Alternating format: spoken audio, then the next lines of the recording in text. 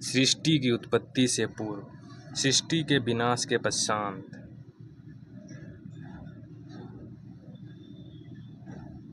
मैं सदैव अस्तित्व में रहता हूँ।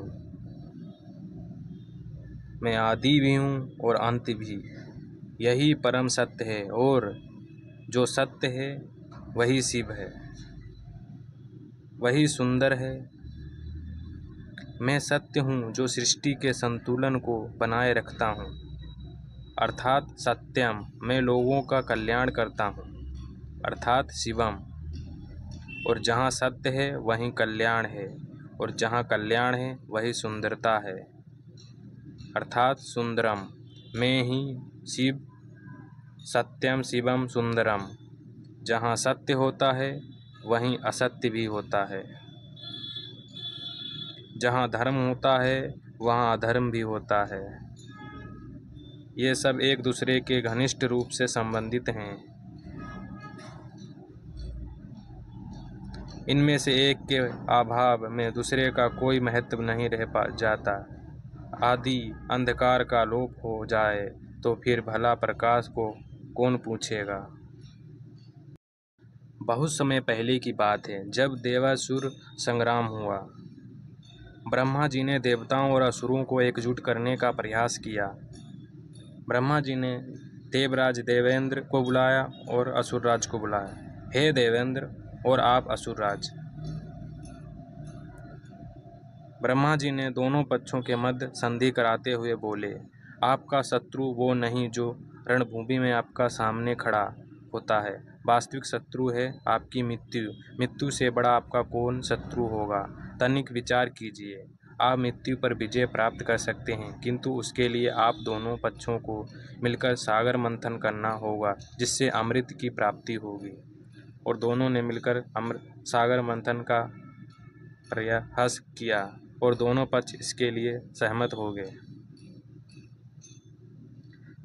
समान लक्ष्य की प्राप्ति हेतु दोनों ने एकजुट होकर मंथन प्रारंभ किया, किंतु दोनों का यह मैत्रीपूर्ण संबंध कमजोर था और क्षणभंगुर था, जिसमें धृष्टता नाम मात्र की ही थी। उनका एक दूसरे के प्रति विश्वास डगमगाने लगा, जो कि मित्रता की प्रथम अनिवार्यता है, अर्थात विश्वास ही वह धागा है जो दो व्यक्तियों को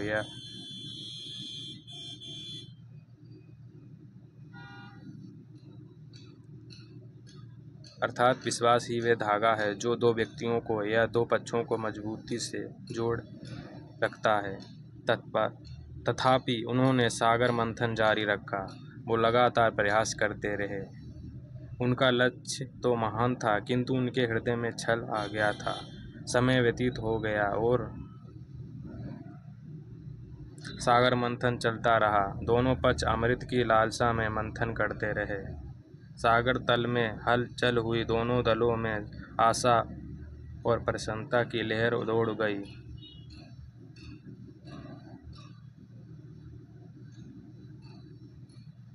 सागर ने अपने रहस्य की परतों को जन कल्याण के लिए खोला। सागर ने उनको वो पदार्थ दिए जिनकी वो बड़ी व्याकुलता से प्रतीक्षा कर रहे थे, अलौकिक और दुष्प्रणय पदार्थ जिनको प्राप्त करना अब तक एक स्वप्न मात्र था। सुंदर अप्सराएं उन पदार्थों को लेकर संगीत और नृत्य के साथ प्रकट हुईं। सभी रत्नों में श्रेष्ठ को स्तुंभ मणि,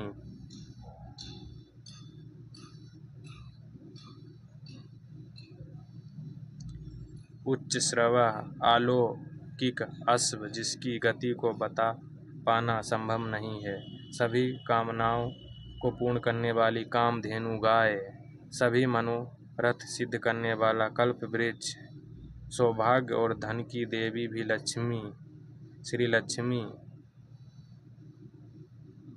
किंतु सागर के गर्भ में अभी अनेकों रहस्य छिपे थे, जिनके विषय में कोई नहीं जानता था और जान पाना संभव भी नहीं था।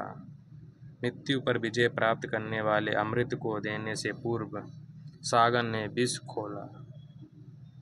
सागर ने ब्रह्मांड के सबसे घातक विष हलाहल को उत्पन्न किया।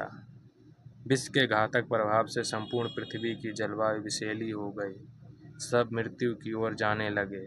सब चारों तरफ हाहाकार होने लगा। राक्षस भी डरने लगे। वो चारों ओर हाहाकार मच गया। सभी प्राणी विष के प्रभाव में आकर मूर्छित होने लगे। तभी शिव ने अपने नेत्र खोले। त्राहि माम है महादेव शिव, हम आपकी शरण में आए हैं। इस घातक हलहाल से हमारी रक्षा कीजिए प्रभु।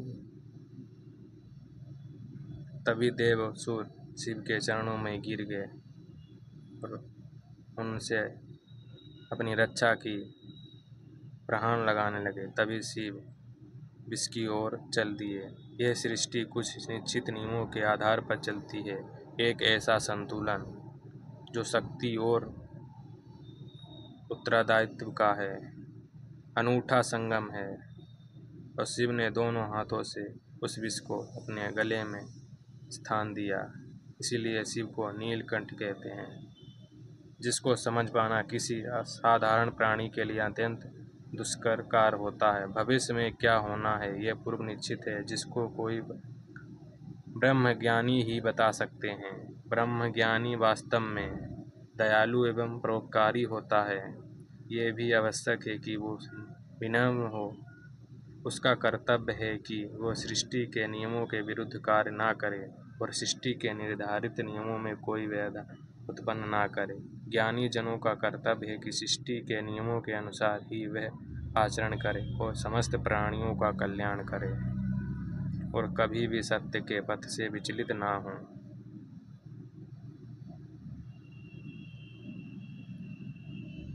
फिर चाहे उसे पथभ्रष्ट करने के लिए कितने भी प्रयत्न क्यों ना किए जाएं। अंततः अमृत प्रकट हुआ और दोनों देव और असुर में लड़ाई होने लगी। युद्ध होने लगा। लालच मूर्खता का लक्षण है। दोनों पक्ष अमृत प्राप्त करने की लालसा में अपनी संधि को तोड़ बैठे। वे अज्ञानियों की भांति उत्पन्न जाने लगे। लालच में दोनों पक्ष अंधे हो गए, किंतु वो ब्रह्मज्ञानी होते हैं। वो अपने कर्तव्य को निभाते हैं। उन्हें किसी वस्तु की लालसा नहीं होती। जो मंथन मैत्रीपूर्ण वातावरण में आरंभ हुआ था, उसका समापन एक युद्ध में परिवर्तित हो चुका था। उनके नेत्रों पर लालसा रूपी आभाव चढ़ गया था। ये वास्तव में अटल सत्य है। आवश्यकता से अधिक और किसी दूसरे के भाव को प्राप्त करने की लालसा श्राप सिद्ध होती है। यही सृष्टि का नियम है, जिसकी अवहेलना नहीं की जानी चाहिए और विचारपूर्ण कार्य करना नहीं चाहिए। स्वयं को खोजने की यात्रा आरंभ होती है स्वयं को खोने से, क्योंकि जब तक आप स्वयं को नहीं भूलते तब तक आप परमेश्वर को प्राप्त नहीं कर सकते। कहानी कैसी लगी दोस्तों, कमेंट करके ज़रूर बताना। कहानी अच्छी लगी तो लाइक करना, शेयर करना और चैनल को सब्सक्राइब करना। धन्यवाद।